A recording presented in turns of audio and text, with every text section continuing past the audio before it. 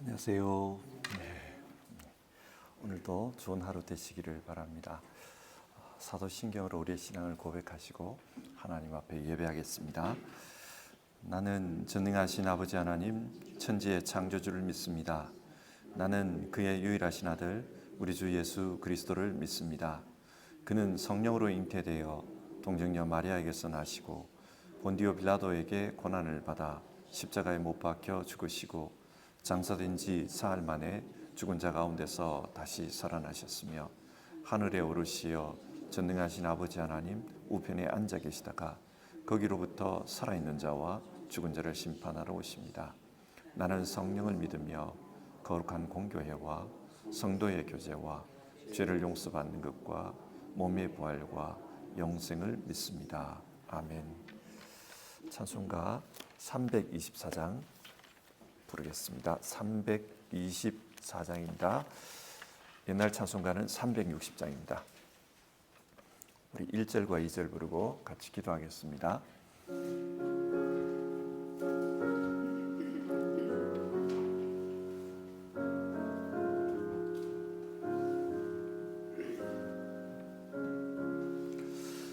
예수 나를 오라네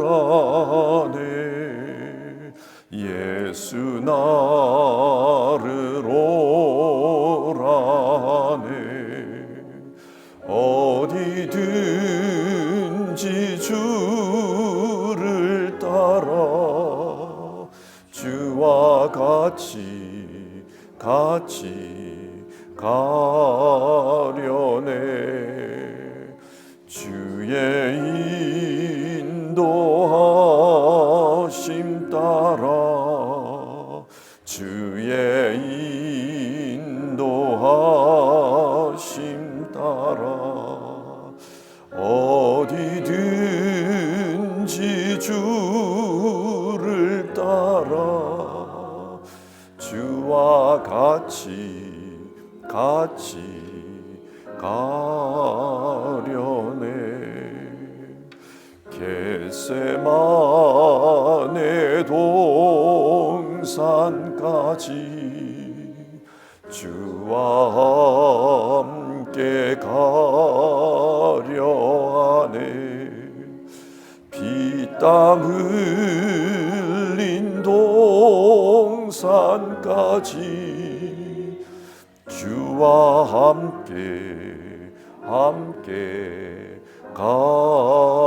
가려네 주의 인도하심 따라 주의 인도하심 따라 어디든지 주를 따라 주와 같이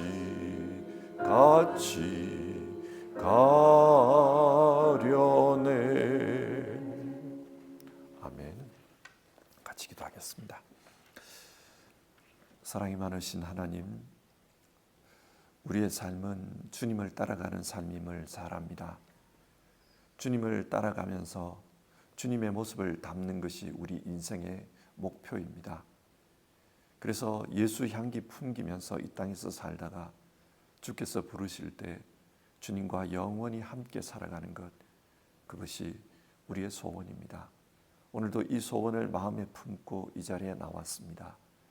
오늘 우리에게 주어져 있는 이 하루라는 시간, 주님을 따라가게 하여 주시고 주님을 닮아가게 하시고 그래서 영원히 주님과 함께 살아갈 것을 소망하는 그 소망 가운데서 오늘 하루도 살아가도록 도와주시옵소서. 세상에는 많은 생각들이 존재합니다. 신앙과는 다른 생각들도 많이 있습니다. 신앙보다 더 재미있어 보이는 것도 많이 있습니다. 그래서 우리에게는 유혹이 있고 흔들릴 때가 있습니다. 그 삶 가운데서 오롯이 주님만 따라갈 수 있도록 주님 우리를 붙잡아 주시옵소서. 그리고 우리를 인도해 주시고 우리의 손을 붙들고 이끌어 주시옵소서.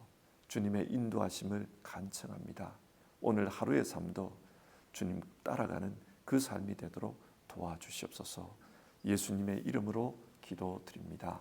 아멘.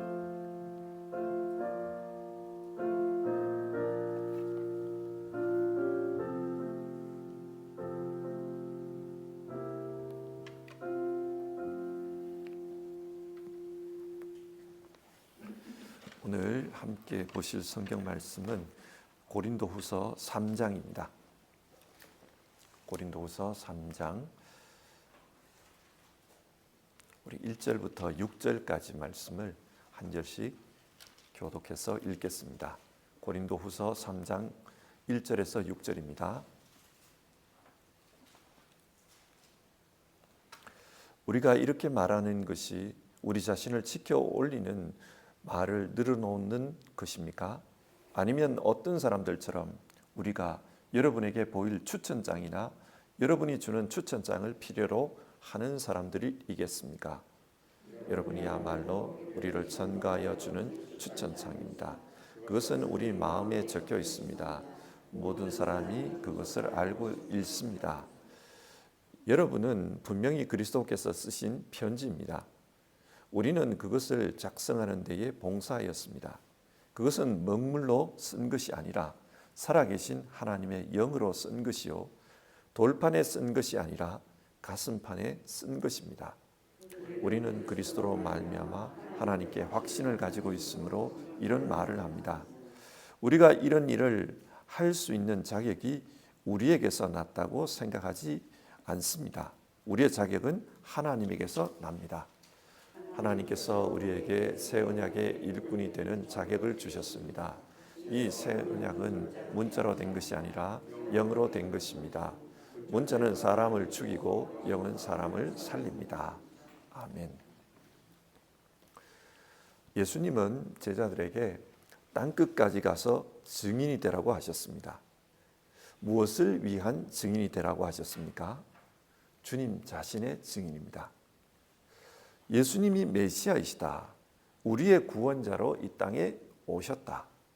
그렇게 말할 수 있는 근거는 주님의 부활이다. 그는 죽으셨지만 다시 살아나셨다. 이것을 통해 그분이 메시아라는 것을 알 수 있다. 우리는 그 부활의 증인이다. 예수님은 그것을 증거하게 하셨습니다. 근데 여러분, 증인에게 있어서 제일 중요한 덕목이 무엇일까요?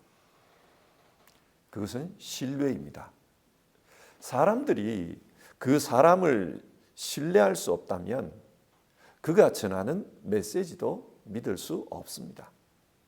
믿을 수 없는 사람이 하는 말을 어떻게 믿고 받아들이겠습니까? 그러므로 증인에게는 신뢰가 가장 중요한 덕목입니다. 고린도 교회는 바울이 개척한 교회입니다. 사람들은 바울이 가르치는 그 복음을 듣고 믿음을 가졌습니다. 그런데 바울이 떠난 후 바울 그 사람은 사도가 아니다. 그렇게 주장하는 사람들이 나타났습니다. 그러면서 바울이 가르친 복음이 진짜 복음이 아니고 자신들의 말을 믿으라고 했습니다. 이로 말미암아 고린도 교회 안에 크게 혼란이 생긴 겁니다. 이 사람들은 바울에 대한 신뢰를 무너뜨렸습니다.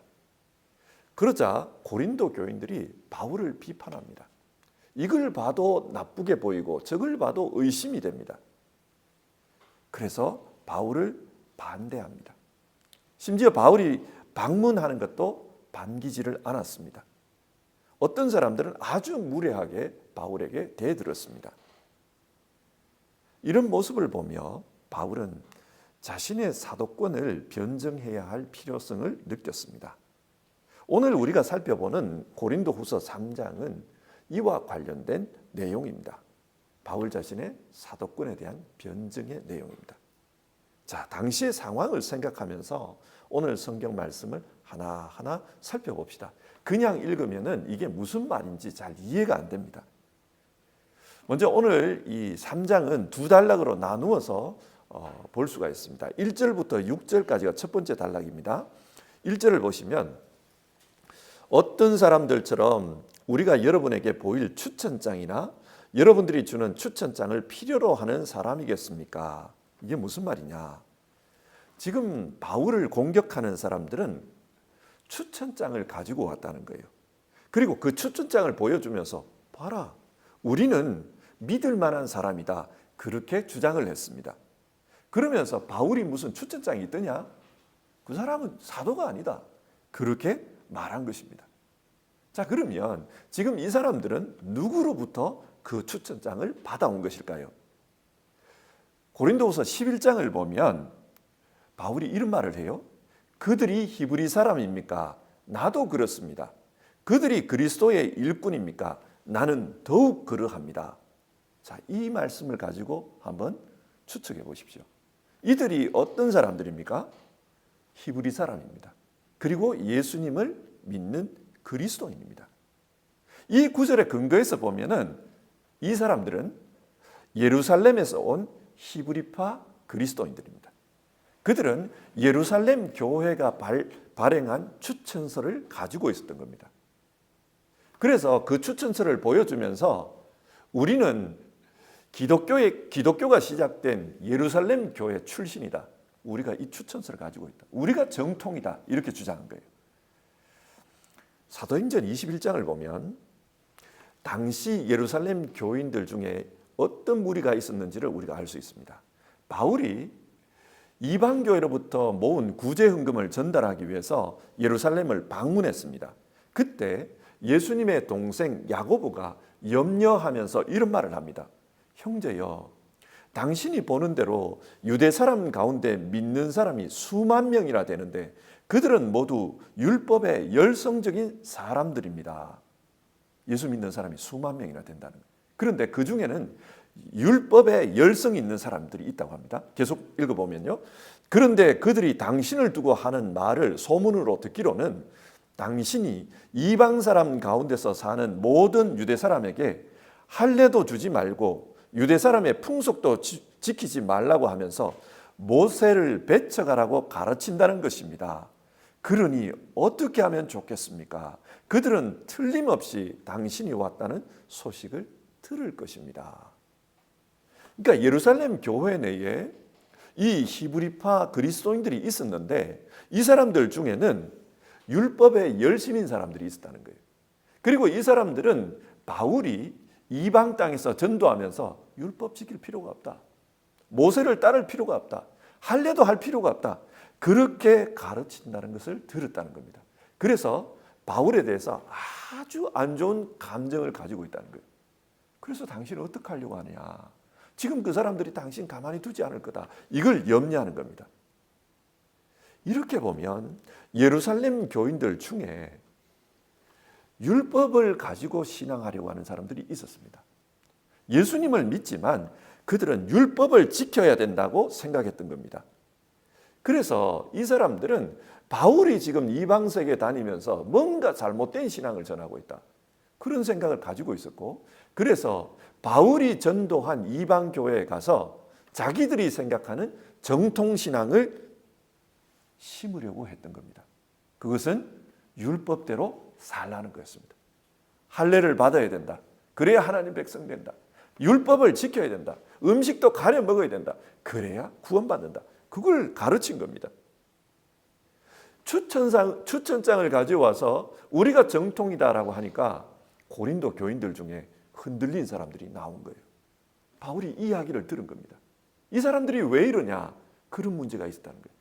그래서 사람들에게 말하기를, 여러분, 나도 여러분에게 추천장을 보여줘야 합니까? 그 이야기를 합니다. 그러면서 하는 말이, 여러분이 우리의 추천장입니다. 우리의 추천서는 그런 종이에다 쓴 게 아니고 마음에 새겨져 있습니다, 그 이야기를 합니다. 그 사람이 진짜 목회자인지 가짜 목회자인지를 알 수 있는 방법은 그 사람이 목회한 교회 성도들을 보면 알 수 있습니다. 열매를 보면 나무를 안다고 했습니다. 열매가 정말 예수 그리스도의 복음으로 충만한 곳이라면 그 사람들은 예수 사람들입니다. 예수님의 사람이에요. 그리고 그 사람들을 지도한 사람도 예수님의 참제자입니다. 그래서 바울은 지금 3절에서 여러분이 바로 나의 추천장입니다, 그 이야기를 합니다. 그러면서 그 사람들이 가져온 추천장과 바울 자신의 추천장을 비교하는데요, 그 사람들은 추천장을 먹물로 썼지만 자신은 하나님께로부터 받은 영으로 썼다는 겁니다. 그 사람들의 추천장은 돌판에다 새겨진 율법에 근거하지만 자신의 추천장은 가슴에 새겨진 성령에 근거한다는 겁니다. 그래서 바울이 이런 말을 해요. 5절을 보면 우리의 자격은 하나님에게서 납니다. 자신이 복음 전하는 예수님의 사도로서의 그 자격은 자기가 만들어낸 게 아니라 사람이 준 게 아니라 하나님이 주신 것이라는 겁니다. 그걸 어떻게 말할 수 있냐? 하나님의 영이 나를 붙들고 이곳으로 인도했습니다. 하나님의 영이 우리 가운데 역사합니다. 복음을 가르칠 때 그 성령이 나타나지 않았습니까? 그게 하나님의 추천장입니다. 그런 말을 합니다. 바울이 이런 이야기를 하는 데는 예레미야서 31장의 말씀이 근거가 됩니다. 예레미야서 31장에 이런 말씀이 나오죠. 그때가 오면 내가 이스라엘 가문과 유다 가문에 새 언약을 세우겠다. 하나님 말씀입니다. 때가 되면은 새 언약을 세우겠다는 거예요. 이것은 내가 그들의 조상의 손을 붙들고 이집트 땅에서 데리고 나올 때에 세운 언약과는 다를 것이다. 이것은 시내산에서 맺은 옛 언약을 상징합니다. 나는 나의 율법을 그들의 마음판에 새겨 기록하여 나는 그들의 하나님이 되고 그들은 나의 백성이 될 것이다. 새 언약은 옛 언약처럼 돌판에다 새기는 그런 율법이 아니고 사람의 마음에 새기는 율법이다. 마음에 새기는 율법이 뭡니까? 성령 강림입니다. 각 사람의 마음에 성령이 임할 거다. 그 이야기입니다. 그래서 바울은 이 이야기를 여러 곳에서 이야기해요. 예를 들어 로마서 8장 2절. 이는 그리스도 예수 안에 있는 생명의 성령의 법이 죄와 사망의 법에서 너를 해방하였습니다. 우리 안에 계시는 그 성령의 법이 우리를 죄와 사망에서 해방했다는 겁니다. 그리고 오늘 본문 6절을 보면 이 새 언약은 문자로 된 것이 아니라 영으로 된 것입니다. 문자는 사람을 죽이고 영은 사람을 살립니다. 여기서 문자는 율법을 가리킵니다. 율법의 역할은 사람에게 죄가 무엇인지를 가르쳐 주는 거예요. 그래서 율법을 읽으면 죄가 무엇인지를 알 수 있습니다. 그리고 그 율법은 우리를 정죄하기도 합니다. 너 율법대로 살지 않지 않았냐? 너 죄인이다. 정죄합니다. 이 율법은 우리에게 죄가 무엇인지를 가르쳐주고 그 죄로부터 떠나라고 말하기는 하지만 그러나 이 율법이 우리를 죄와 사망의 법에서 벗어나기는 못합니다. 그렇기 때문에 구약의 율법을 지킨 이스라엘도 타락해서 포로가 되고 망하고 그런 일이 벌어진 겁니다. 죄와 사망의 법에서 해방하는 이는 오직 예수 그리스도시다. 그 예수 그리스도께서 믿는 자에게 성령, 자기의 영을 보내주신다. 그 영을 받은 사람들이 바로 새 언약의 사람들이다. 바울은 지금 그것을 말하고 있는 겁니다. 자, 이 이야기를 통해 뭘 말합니까? 추천장을 가져와서 바울을 공격하고 있는 그 사람들은 가짜라는 겁니다. 진짜 하나님이 보내신 하나님의 사람들은 옛 언약이 아니라 새 언약의 일꾼들이다. 그 사람들은 옛 언약의 일꾼들이다. 새 언약의 일꾼들에게는 성령이 나타난다. 그리고 그 성령께서 각자의 마음판에 하나님의 말씀을, 복음을 새겨주신다. 그 이야기를 하는 겁니다. 이걸 보고 판단하라. 진짜와 가짜를 이걸 보고 판단하라. 그렇게 말합니다. 그리고 이어서 본문의 두 번째 단락은요. 7절부터 18절까지의 내용입니다. 이 내용은 이 새 언약의 영광이 어떠한 것인가 그거에 대해서 말합니다. 7절을 보면 모세가 옛 언약을 받을 때 그의 얼굴에서 광채가 났다라는 이야기를 하고 있습니다. 출애굽기 34장이 나오는 말씀이죠. 이스라엘 백성들이 하나님과 언약을 맺고 율법을 받았습니다. 그런데 모세가 산에 올라간 있는 사이에 이 산 아래에서는 금송아지를 만들어 가지고 우상을 섬겼습니다. 하나님께서 진노하셨습니다. 그래서 모세에게 적어준 이 돌판을 깨뜨리라고 하죠. 모세가 큰일 났다는 걸 압니다. 그래서 그 금송아지를 처리한 다음에 시내산에 다시 올라가서 하나님 앞에 기도합니다. 그렇게 기도하자 하나님께서 다시 한번 기회를 주십니다. 그래서 이 언약의 돌판을 새로 새겨줍니다. 그 돌판을 받아서 산에서 내려올 때 모세의 얼굴에서 광채가 났다는 겁니다. 그 광채가 뭐냐? 하나님의 영광을 상징합니다. 그 이야기를 지금 하고 있는 거예요. 그래서 성경을 보면은 사람들이 하나님의 영광이 모세를 통해 나타나는 것을 보고 두려워서 그 얼굴을 보지를 못했다 그래요. 또 하나님께서 자신들을 벌하실까 봐 두려워서 모세를 보지를 못했습니다. 그래서 모세가 사람들이 두려워하는 걸 보고 얼굴에 수건을 가렸다. 그 이야기가 나와요. 이 구약 성경을 랍비들이 가르쳤잖아요. 그 랍비들은 이 성경을 다양하게 해석했습니다. 그래서 랍비들의 성경 해석을 모아놓은 게 있는데 그걸 미드라시라고 합니다. 그 미드라시에 보면은 지금 바울이 하는 이야기가 나와요. 바울의 이 성경 해석은 조금 달라요. 구약 성경의 그 출애굽기 이야기하고 조금 다릅니다. 왜 다르냐면 미드라시를 인용하고 있는 겁니다. 모세의 얼굴에 나타난 이 영광은 일시적이었다는 거예요. 그 광채가 있다가 점점 사라진다는 겁니다. 그래서 사람들이 그 사라지는 것을 보지 못하도록 하기 위해서 수건을 가렸다. 그렇게 해석을 하고 있어요. 그 출애굽기 34장하고 조금 다르죠, 그죠? 이 다른 이유는 미드라시를 인용한 겁니다. 이게 바울이 이 해석을 인용한 이유가 어디에 있냐?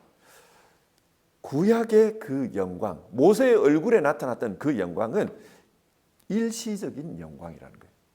무기한이 아니고 일시적이었다는 겁니다. 그래서 때가 되면 사라지는 영광이라는 겁니다. 옛 언약은 기간이 있다. 기간이 되면 사라진다는 거예요. 언제 사라진가? 옛 언약의 유효 기간은 새 언약이 올 때까지입니다. 새 언약이 오면은 사라진다는 거예요. 이걸 바울은 갈라디아서에서는 좀 다르게 표현합니다. 갈라디아서에 보면은 사람마다 개인 교사가 있다. 어릴 때는 그 교사에게 배우지만은 다 장성하면 그 교사로부터 벗어난다. 이 이야기가 나오잖아요. 이 개인 교사는 어떻게 보면 노예예요. 노예인데 주인을 대신해서 교육시키는 사람입니다. 아버지를 대신해서 교육시키기 때문에 이 아이가 어릴 때는 체벌도 할 수 있습니다. 노예지만은 체벌도 가능합니다. 그러나 이 아이가 다 자라면은 어떻게 됩니까? 절대 체벌하면 안 됩니다. 그리고 이 아이가 오히려 그 노예의 주인이 됩니다. 그 아이에게 복종해야 돼요. 이게 뭘 말합니까? 바울이 이 이야기를 하는 이유는 율법은 이런 거다. 이 초등교사와 같은 거다. 기간이 있다는 거예요. 기간이 끝나면은 율법의 그 유효 기간은 사라진다는 거예요. 로마서 7장에도 똑같은 이야기가 나와요. 어떤 이야기냐면은 어떤 여인에게 남편이 살아있을 때는 그 여인은 그 남편에게 매여 있다 그래요. 그러나 그 남편이 죽으면 그 남편으로부터 풀려난다. 이야기가 나옵니다. 이게 무슨 의미냐면은 율법은 유한한 기간, 유효하다는 겁니다. 남편이 사라지면은 자유롭게 되듯이 율법은 때가 되면은 이 율법의 효력이 끝난다. 율법으로부터 자유하게 된다는 거예요. 그러면 그 때가 언제냐? 율법의 본체이신 말씀이 육신이 되신 예수님이 오시는 때입니다. 예수님이 오시면은 이 율법은 효력이 사라진다는 거예요. 바울은 지금 이야기를 합니다. 예수님이 오셨기 때문에 그 모세의 얼굴에 있었던 그 광채가 사라진 것처럼 이 율법의 영광도 사라진 것이다. 그 이야기를 합니다. 그런데 모세가 사라지는 거 그걸 염려해 가지고 수건을 가렸던 것처럼 지금 옛 언약의 일꾼들이 그 짓을 하고 있다. 그 이야기를 합니다. 주님이 오심으로 옛 언약의 영광은 사라졌는데 그게 두려워 가지고 감추고 있다. 사람들에게 감추고 있다. 예수님이 오심으로 다 끝난 이야기인데 그것을 감추고 있다. 그 이야기를 합니다. 근데요, 이 이야기를 조금 더 상징적으로 해석해 볼 필요가 있어요. 지금 율법은 죄와 사망에서 구원하지 못한다 그랬잖아요. 그러면 율법을 믿어도 결국은 죽는 겁니다. 죄 아래에 있는 겁니다. 자, 여러분, 사람이 죽으면 옛날에 어떻게 했습니까? 염을 했습니다. 염을 하면 이 천으로 덮어놓는 거죠. 그 이야기입니다. 지금 이 옛 언약의 사람들이 얼굴에 이 너울로 가리고 있다. 이 이야기가 그 율법은 사람을 죽음에서 살리지를 못한다. 그런데 이걸 덮어놓고 있다는 거예요. 천으로 덮어놓고 있다는 거예요. 그래서 이 율법을 계속 믿도록 의지하도록 그렇게 말한다는 겁니다. 하지만 새 언약이신 예수님은 살립니다. 생명의 성령의 법으로 우리를 죄와 사망으로부터 살립니다. 그래서 이 예수님의 영광은 영원하다는 거예요. 율법의 유효기간은 이미 끝났습니다. 바울이 왜 이 말을 하는가? 바울을 공격하는 그 사람들은 여전히 율법을 강조하는 옛 언약의 일꾼이라는 것입니다. 그래서 사람을 정죄하고 죽을 수밖에 없는 그 사람들을 그저 가리는 것, 도덕으로 가리는 것, 선한 행위로 가리는 것, 그거밖에 못한다. 하지만 새 언약의 일꾼은 하나님의 영광을 드러낸다. 예수 그리스도를 드러낸다. 그래서 죄와 사망으로부터 생명으로 옮기는 그 일에 참여한다. 그걸 말합니다. 그런데 고린도에 나타난 이 옛 언약의 일꾼들은 아직도 그 너울을 벗지 못하고 그대로 살아가고 있다. 그 너울을 덮어쓰고 성경을 읽고 있기 때문에 율법을 계속 지켜야 한다고 말하는 것이다. 그 이야기를 합니다. 그래서 16절을 보면 그러나 사람이 주님께로 돌아서면 그 너울은 벗겨집니다. 이 율법에서 주님께로 돌아서라는 거예요. 돌아선다는 말이 회개한다는 말입니다. 그렇게 돌아서면은 너울이 벗겨진다. 너울이 벗겨지면 어떻게 되는가? 17절. 주님은 영이십니다. 주님의 영이 계신 곳에는 자유가 있습니다. 이 율법의 너울을 벗어나고 나면 주님께서 우리에게 성령을 주신다는 거예요. 그리고 그 성령은 죄와 사망으로부터 우리를 자유롭게 합니다. 그래서 자유가 주어집니다. 18절. 그 결과 우리는 모두 너울을 벗어버리고 주님의 영광을 바라봅니다. 예수 그리스도 안에 있는 하나님의 영광을 바라본다. 이 영광을 바라보는 이유가 어디냐? 우리도 장차 그의 영광처럼 영화롭게 될 것이다. 그 믿음 가지고 사는 거라는 겁니다. 자, 오늘 말씀 한번 정리해 봅시다. 바울은 자신의 사도권을 변호하면서 자신은 새 언약의 일꾼이라고 합니다. 그러면서 옛 언약의 일꾼들에게 속지 말라. 고린도 교인들에게 그것을 말합니다.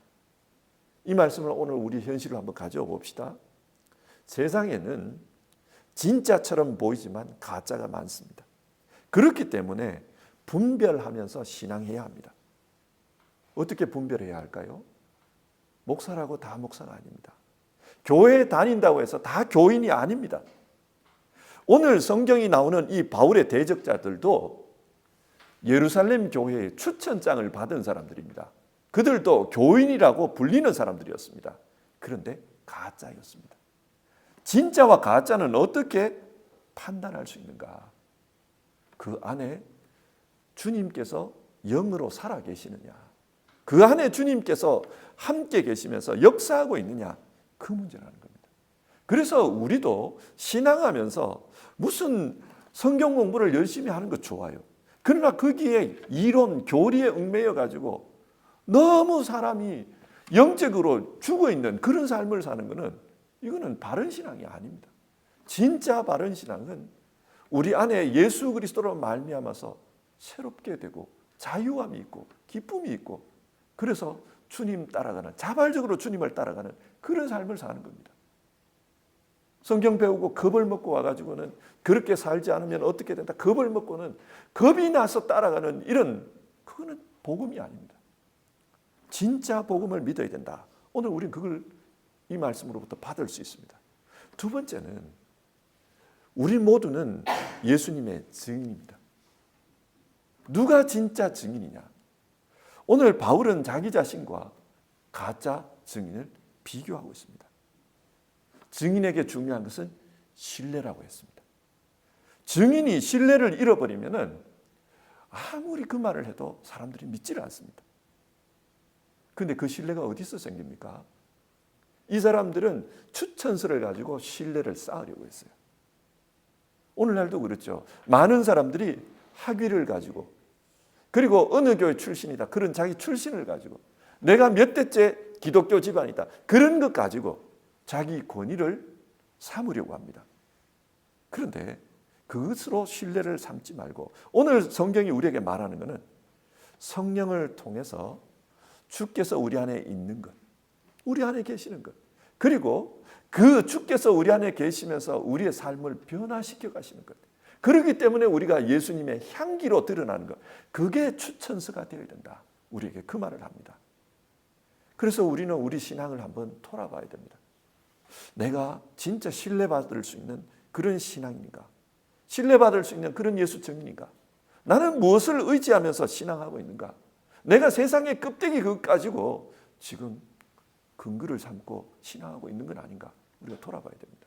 그래서 우리는 이 아침에 주님, 나는 오늘 성경이 말하는 것처럼 주께서 내 안에 계시면서 주께서 내 마음판에 새긴 그 추천자, 그것이 내 신뢰의 근거가 되기를 원합니다. 성령이 함께 하시는 것이 내 신뢰의 근거가 되기를 원합니다. 우리가 그랬으면 좋겠습니다. 그래서 오늘 함께 찬송하고요, 주님 함께 하십시오. 우리가 그렇게 같이 기도해 봅시다. 191장입니다. 찬송가 191장, 내가 매일 기쁘게. 옛날 찬송가는 427장입니다. 우리 1절과 2절 부르고요, 같이 기도하겠습니다. 191장.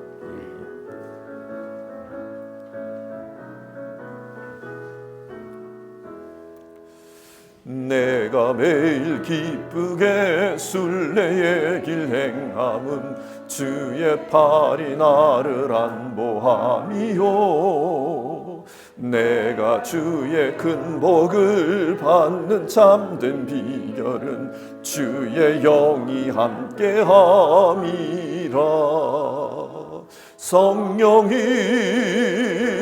계시네, 할렐루야 함께 하시네.